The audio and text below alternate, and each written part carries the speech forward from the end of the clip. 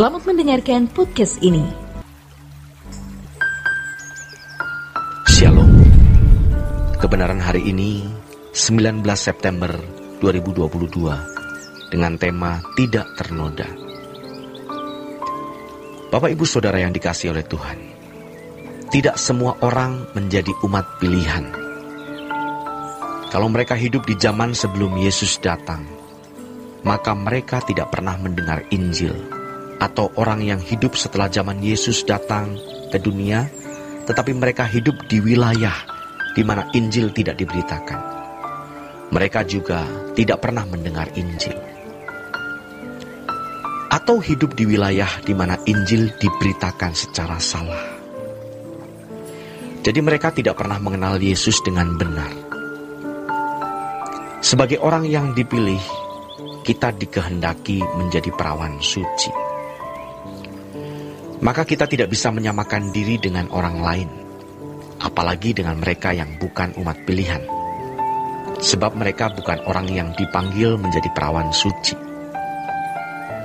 Perawan suci artinya orang yang tidak ternoda oleh dunia. Untuk menjadi orang yang tidak ternoda, kita harus memiliki sifat-sifat atau karakter Allah. Kalau agama pada umumnya mengajarkan umatnya melakukan hukum, nuraninya ditulisi hukum, dan mereka bisa menaati hukum dengan konsekuen dan konsisten. Sedangkan orang percaya bukanlah orang-orang yang hidup di bawah hukum, tetapi di bawah kebenaran, sehingga dapat memiliki sifat-sifat atau karakter Tuhan. Hal ini berat sekali. Orang yang hidup di bawah hukum, mereka hanya taat dalam batas-batas tertentu. Artinya, sejauh yang dipahami orang itu mengenai hukum, tatanan, atau syariat. Bagi orang percaya yang bertumbuh dengan benar, pasti memiliki sifat-sifat karakter Tuhan. Tidak bisa berbuat salah dan tingkat ketaatannya kepada Tuhan adalah tingkat maksimal. Artinya bukan hanya tidak melanggar hukum, tetapi mengerti apa yang Tuhan kehendaki di dalam hidupnya. Saudaraku yang terkasih, untuk menjadi satu frekuensi dengan Tuhan, memerlukan kesungguhan dan melewati perjalanan waktu. Tidak bisa cepat. Kesalahan banyak orang yaitu menganggap hal ini mudah. Mencari Tuhan itu lebih mudah dari mencari uang. Mencari Tuhan bukan hanya pergi ke gereja, mengikuti kebaktian, lalu otomatis mengenal Tuhan Yesus sebagai Tuhan dan Juru Selamat. Mengenal Tuhan berarti mengenal pribadinya. Kalau kita mengatakan menerima Tuhan, berarti kita menerima sifat-sifatnya, karakternya. Jadi kalau Yohanes 1 ayat 12 mengatakan, tetapi semua orang yang menerimanya. Ini bukan menerima dalam arti pengakuan saja, melainkan menerima sifat-sifat Allah. Diberinya kuasa supaya menjadi anak-anak Allah. Gelar sebagai anak-anak Allah itu bukan sekedar status, melainkan keberadaan. Di antara kesungguhan itu adalah rela melepaskan diri dari keterikatan dengan dunia. Kita semua diperanakan dari darah dan daging. Kita mewarisi sifat-sifat orang tua dan menyerap cara berpikir, gaya hidup yang juga sifat-sifat dari dunia sekitar kita. Sejujurnya, rata-rata kita masih terikat dunia, masih mau hidup wajar. Salah satu cirinya adalah merasa tidak lengkap atau tidak utuh kalau belum memiliki sesuatu. Sebaliknya, orang yang tidak terikat dengan dunia, ia sudah merasa lengkap atau utuh, sekalipun ia tidak memiliki apapun. Tuhan pasti akan mengisi hati orang ini dengan kehadirannya. Dikatakan di ayat berikutnya, orang-orang yang diperanakan bukan dari darah atau dari daging, Kita diperanakan oleh Allah bukan dalam 1 hari, 1 minggu, 1 bulan, atau 1 tahun.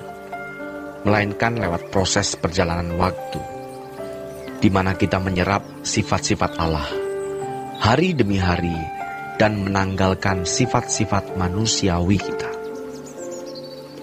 Kita tahu sifat-sifat kita yang berangasan, temperamen, mata duitan, sombong, dan lainnya. Kita tahu, tidak mungkin tidak tahu. Itulah yang namanya menyangkal diri. Nanti di hadapan Tuhan, kita tidak bisa berkata, "Saya tidak tahu Tuhan kalau saya salah." Tidak mungkin. Tuhan pasti berbicara. Masalahnya, kalau Tuhan sudah bicara sekali, 2 atau 3 kali, bahkan berkali-kali, namun kita tidak meresponinya sampai akhirnya kita memadamkan roh. Kalau sudah memadamkan roh, meningkat sampai menghujat roh, sehingga nurani seseorang menjadi buta. Tetapi iblis dalam kelicikannya membuat seseorang tidak menjadi biadab atau tidak membuat seorang menjadi jahat di mata manusia, melainkan menjadi baik, santun, sopan, beradab, kelihatan rohani, tetapi bukan sifat Yesus. Para rohaniwan mudah sekali tertipu oleh dirinya sendiri. Lulus sekolah teologi, menjadi pendeta, memiliki nama baik, lalu tampil di depan orang dengan lemah lembut, rendah hati, penuh kasih. Potensi untuk munafik itu besar, sampai akhirnya menjadi ahli. Makin tua, makin ahli munafiknya. Tetapi kalau kita memilih menjadi perawan suci, pasti kita berjuang untuk meninggalkan sifat-sifat kedagingan. Masalahnya, banyak orang tidak mau belajar. Fokusnya hanya kepada dunia, yang membuat mereka tidak punya fokus bagaimana menjadi perawan suci. Mestinya kita sudah bisa berpikir dengan cara berpikir rohani seperti ini. Kalau tidak, kita akan diterkam dunia. Ironis, banyak anak muda sekarang ini yang dipersiapkan setan menjadi penghuni neraka. Sampai titik tidak bisa mengenal Tuhan lagi.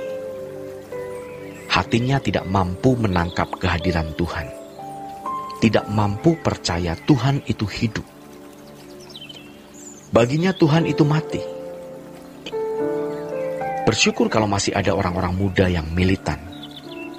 Kalian harus lari, keluar dari cara berpikir yang salah. Satu-satunya dunia kita hanya Tuhan. Saudaraku yang terkasih, kita akan buktikan saat melihat kemuliaan Tuhan dan dahsyatnya kekekalan. Baru kita tahu betapa terhormatnya Dia. Jangan sampai ketika menghadap Tuhan, ternyata penghormatan kita belum memadai. Mari kita berjuang bagaimana kita menjadi orang-orang yang layak di hadapan Allah sebagai perawan suci bagi Kristus. Roh Kudus akan menuntun kita dan mengurai setiap masalah yang sedang kita alami. Keluarlah dari kubangan hidup keduniawian. Matikan semua sifat-sifat manusia lama. Putuskan hubungan kita dengan percintaan dunia. Demikianlah renungan pada hari ini. Tuhan Yesus memberkati kita semua.